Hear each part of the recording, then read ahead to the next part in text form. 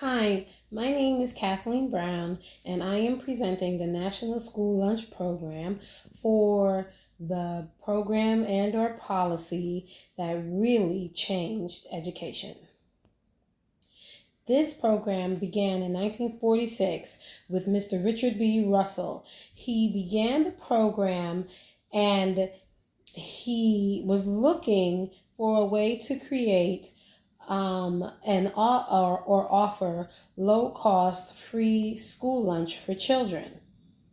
This program offered just that. It offered low cost free school lunch to students that qualified for those kind of subsidies in our nation's schools. The history of the National School Lunch starts all the way back in 1946, where it started to help students, 7.1 million children. In 1962, Congress amended this same National School Lunch Act, and they changed it from the distributor that they used to a state-regulated grant aid, so it became even more influential. And in 1966, Congress, passed what they call is the Child Nutrition Act. This act stated that educational progress was an objective of school meal programs. So again, it's getting more support. In 1994, changes were made for this same program, and it started to regulate even more of the nutritional quality of these meals. The dietary guidelines were starting to take effect of this in 1996. In 2004, the childhood obesity crisis really came into effect.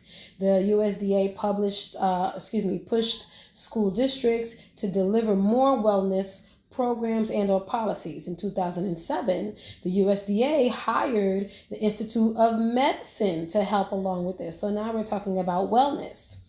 2012 to 2013, Health and Hunger Free Kids Act got into business with this, and it made more sweeping changes to the history of this program. In 2020, Family First Corona's Response Act came into it and allowed for there to be supplemental school lunch funding.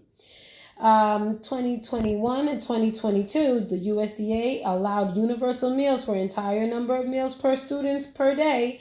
In 2022 to 2023, the USDA and American Rescue Plan Act was used to fund a subsidy extension for summer meal programs, and my children were part of that.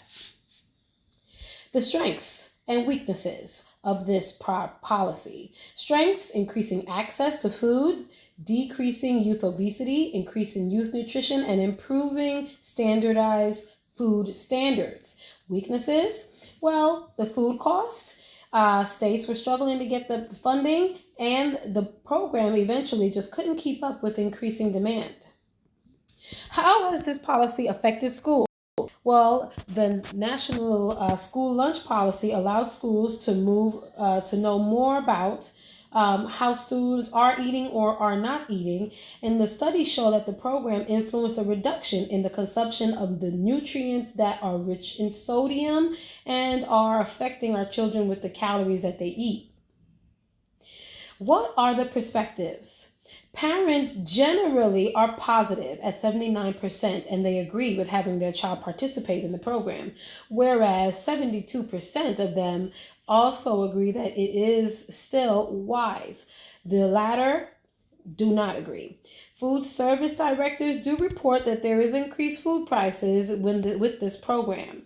Students also verbalize that sometimes the portion sizes of the food served in the program are not consistent. And students also noted that the program is rare and consistent with following dietary needs of students. These are the sources that I came across that really helped me to get through the program. Overall, this was a great program. It helped to really treat the issues that we dealt with our students, with our children, and obesity, and it helped us to target, to know how well our students are being fed and or not fed. I thank you so much for listening. and have a good night.